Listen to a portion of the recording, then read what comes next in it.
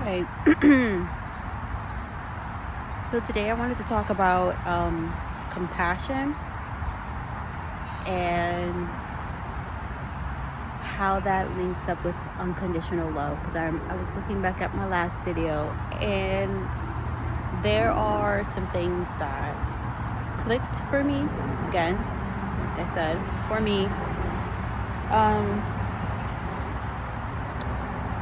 the thing about being compassionate, it's a challenge at times, especially living in the world and like the society that we're in right now. But it's also a beautiful thing. So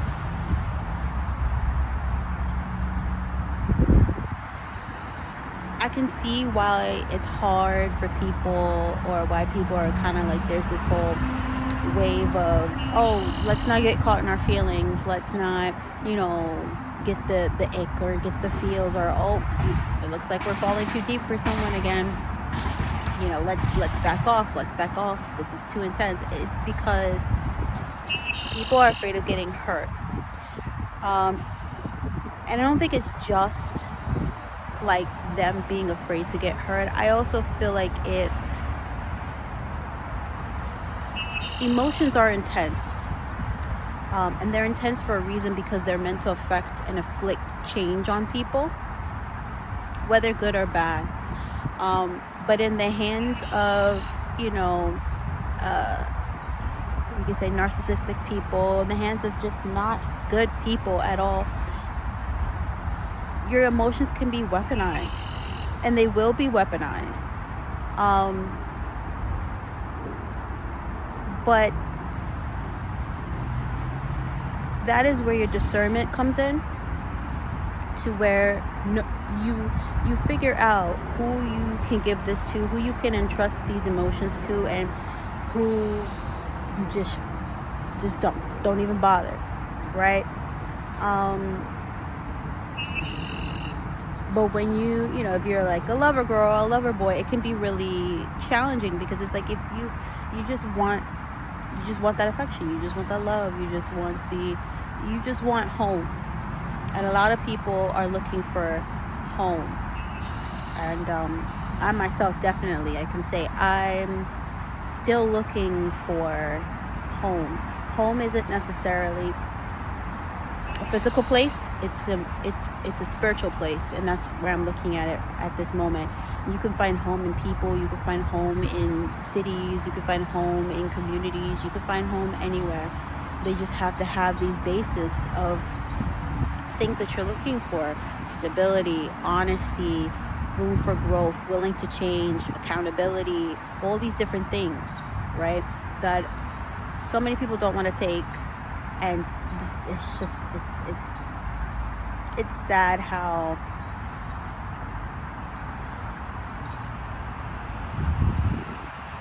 not only do people, I don't want to say they don't possess it, but they don't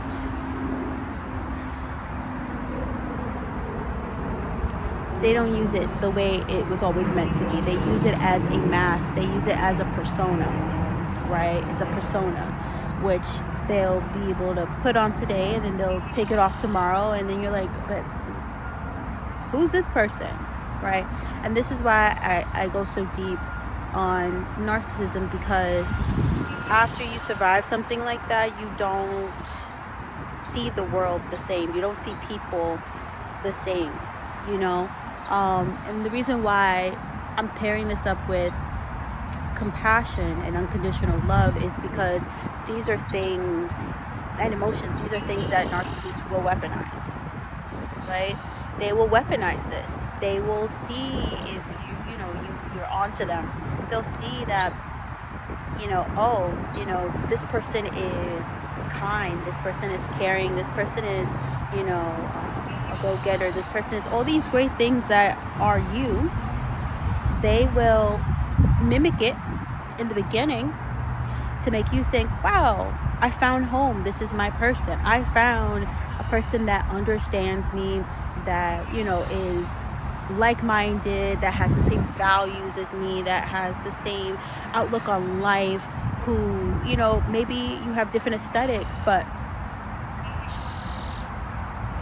it doesn't matter when it comes to your core values are the same.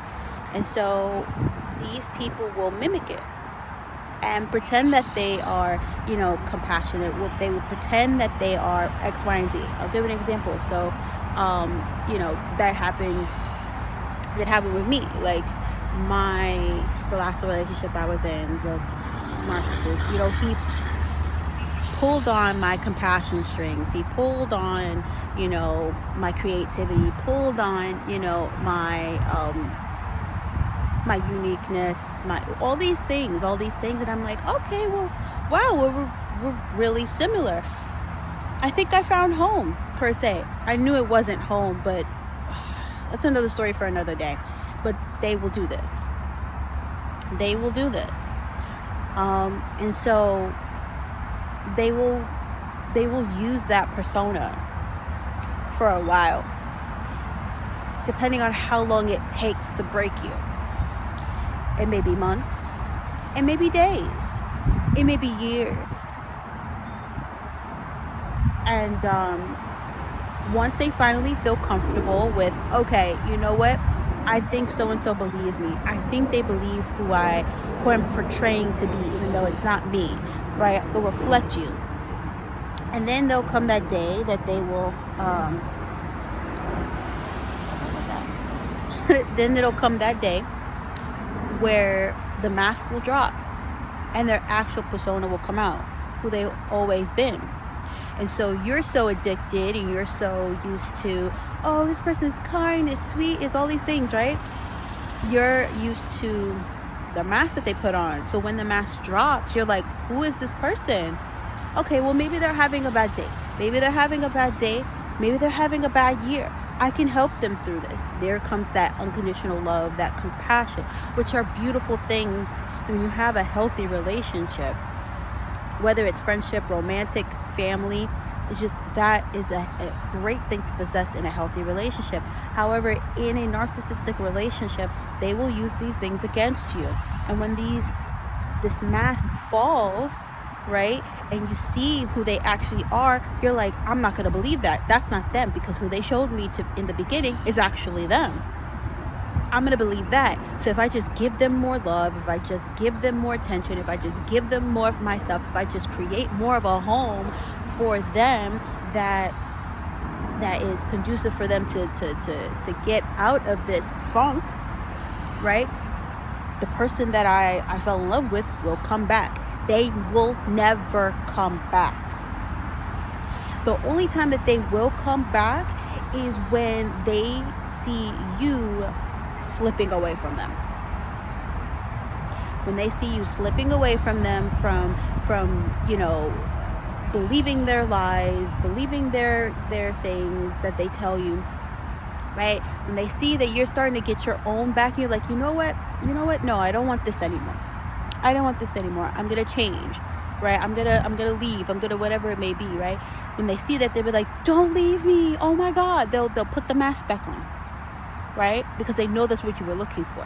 They'll put the mask back on.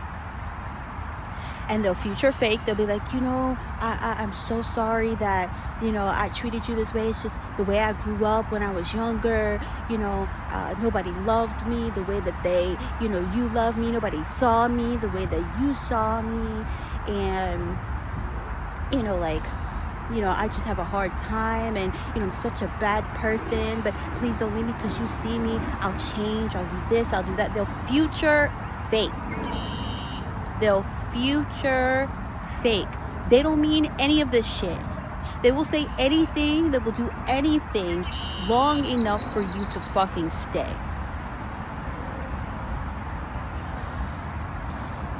They will do anything and say anything for you to stay. And once they've gotten you, and once they've feel like, okay, you know what, she took the bait. He took the bait. They took the bait. They'll hold on just long enough so it'll look like they'll be great. 2 days, 1 day, few hours, week, a month tops. And they'll be back to their shit. They'll be back to their shit. And you're like, what the fuck happened? And then it's a vicious cycle. And it takes every ounce of your being to get the fuck out. But when you're in relationships like this, they will isolate you. They will make you feel like all these people are not good people for you. No, I don't want people knowing what we're going through.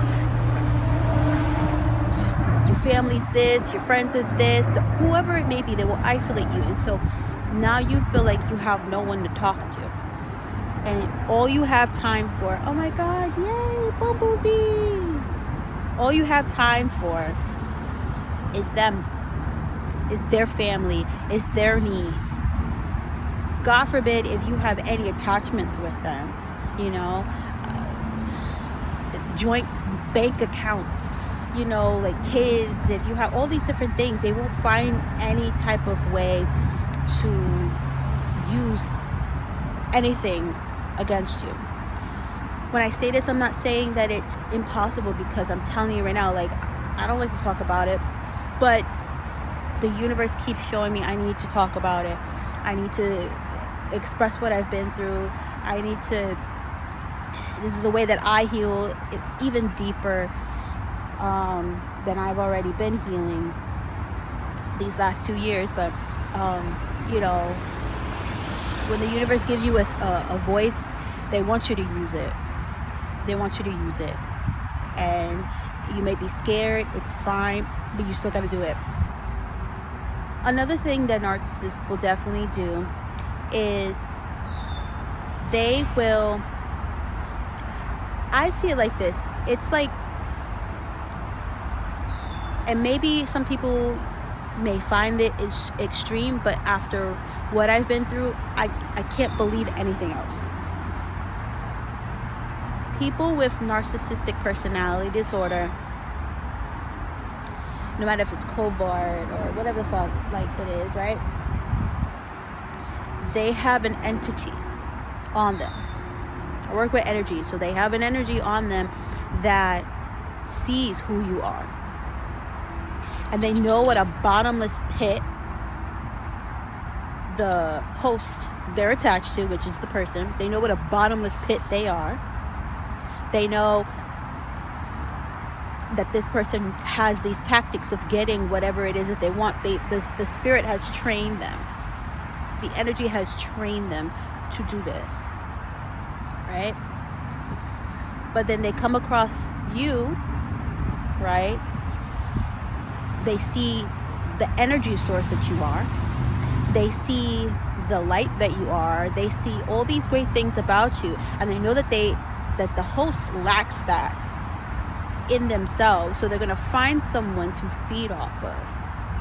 That's why when you look at someone who is in a toxic relationship, in a narcissistic relationship, you know, with a narcissist, you'll see, take pictures of what they look like when you first met them without the narcissist, and then look at pictures of how they look with the narcissist, and then look at pictures of what they look like when they leave the narcissist. And I'm telling you, it is a different energy.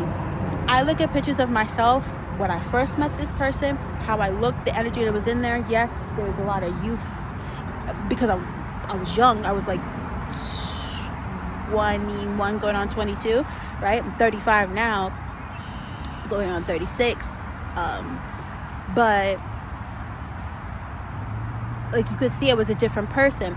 And then about year 5, because I was with that person for 11 years, around year 5, you could see my whole face was deteriorating. My body was deteriorating. I was sick. I'm talking about, I was going to the doctor every other month, every other few weeks, because I kept feeling there was something wrong with me, that my body was breaking down. I got diagnosed with PCOS in 2000. I started feeling it in 2014. Energetically, my body was, something was wrong, and it wasn't until 2016 that I got diagnosed with PCOS. And like everything started, my hormones was out of whack, you know, like I started you know, because my hormones were out of whack, I started growing like hair in places that women who have PCOS and it's a hormonal issue, they start growing hair like on my face, all these different things. Like I hate it. I hate it so much. But I've learned that these things happen when you go through the type of energetic attacks or energetic cleansings or revampings or just warfare. Like, this is what happens. This is what happens, right? When you let yourself go. This is what happens when you give your power and give your energy to someone. And I can't stress it enough. That's why when you look at people in these relationships, they are sick. They're sick. But the narcissist and the partner that's doing all this shit is thriving. I can tell you, yo, there has been years, my ex, no matter what he fluctuated in weight, I'll tell you right now, every time we would go out, every time we would be outside, even if I dressed up or not, or we just, whatever the fuck it was, niggas would be like, oh my God, you look great. Oh, you look amazing. Oh my gosh, you're really taking care of yourself. This looks great on you. This relationship looks great on you. But look at me. He's only thriving because he has my energy. I'm dying. I literally was dying. Like, you could see the bags on my face.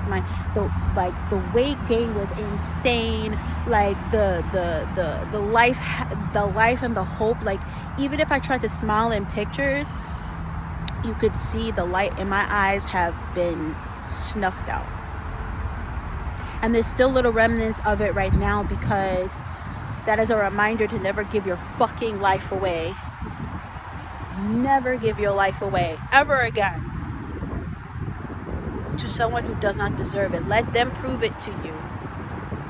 The universe always has a backup plan. You're going through this, you know, you feel these type of ways, you're in this environment. The universe is always trying to knock on that door and let you know, like, hey, this is not your end all and be all. It doesn't matter what you went through with them. This is not your end all and be all. You want change, we got this. But you have to be dedicated to yourself. You have to be dedicated to the change. Everything else will work itself out. Everything else will work itself out. And I can tell you that because I did not know what. I didn't know what was going to happen.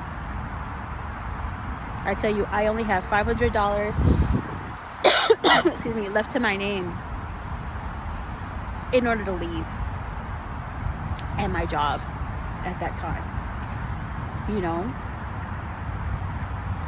And yet the universe made it work out.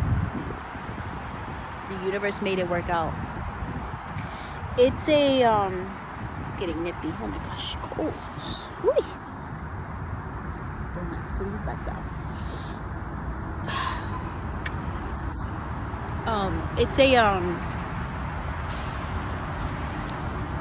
It's an addiction. They get you addicted to seeing if you can bring the love back out of them. And you can't. You can't. You can't. You can't. Because narcissists don't love. They don't love. I had to learn that the hard way. And that was something that really hurt, because I did love this person. I tried really hard. I loved them, and even though my intuition at that time, I snuffed out my intuition, but every so often they kept trying to remind me, like, you know this is not your life. You know you need to leave. You know, like, no. Not only was he not deserving of my love, he was not deserving. He was just not deserving. I don't want to speak for the universe, because he has his own plight. But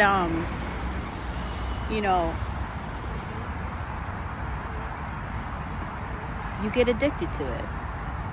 You get addicted to trying to get that other person back, and they don't love.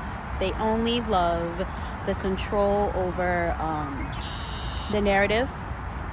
They only love control. They don't even love themselves. You would think, oh, she's going to say, they don't love you. They love themselves. They don't love themselves either. That's why they feel like they need to punish you every single chance they get. Because how dare you show them love? They are undeserving of love, but they're not going to let you know that. Another thing is when they start accusing you of certain things. Like, I'll give you an example. So my ex was a hella cheater. He would cheat on me with guys. He would cheat on me with girls. He was addicted to coke. He had an alcohol problem. All this showed up much later. Now, the time that I got together with that person, I was not in a good headspace either. I was in a very destructive headspace to myself. And so I know I attracted that. My floodgates were way open, so that's why it was easy for him to get through the way that he got through, right? But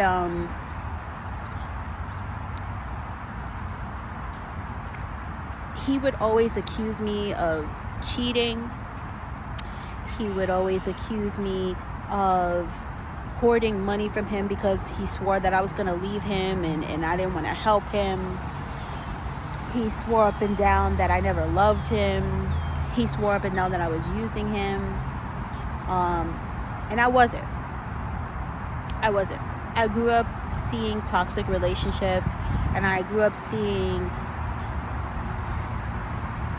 couples not treat each other right. And so I knew that I never wanted to be that. And I made the conscious decision to really be mindful of that. I didn't know everything.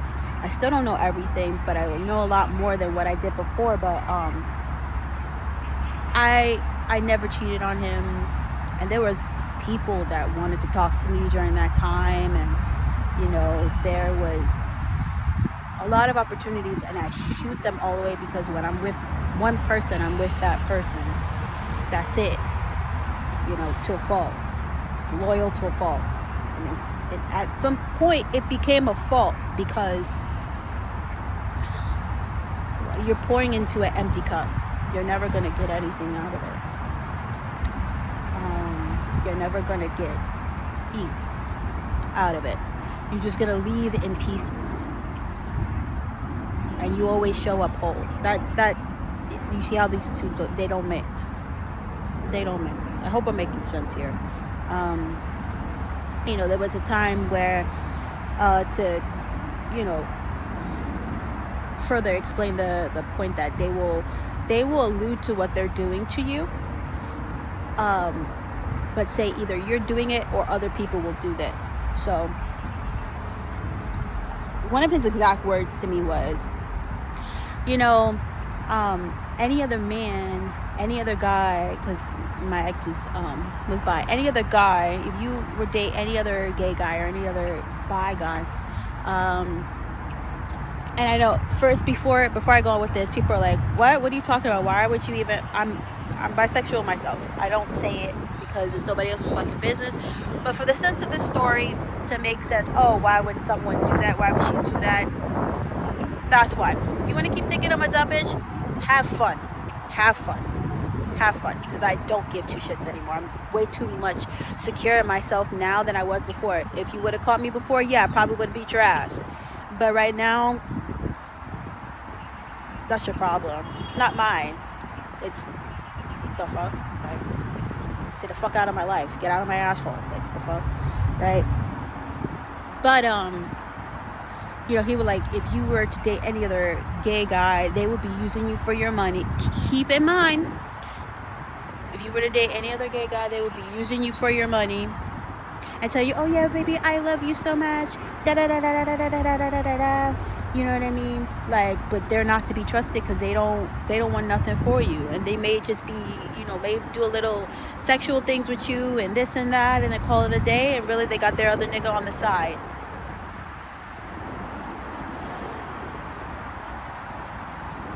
But because they trained you, you think, not me, not my man. Jimmy would never, never go with someone else. Not after all the love I've given him. Oh, my Jimmy would never fucking do that to me. He loves me. He loves me. Loves me down. Right? He's there for me. He does this for me. He gives me money. He, is selfish in bed. But who cares? Because attention.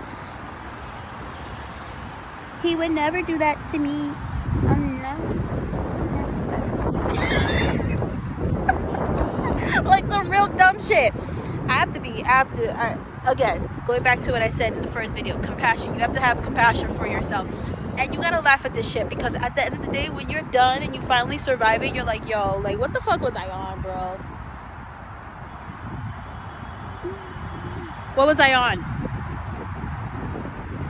Because put that times steroids, times 2, times a million, like, what was I on? But you have to have compassion for yourself, because it's like, you didn't know. And you needed to go through these things in order to become the person that you are right now.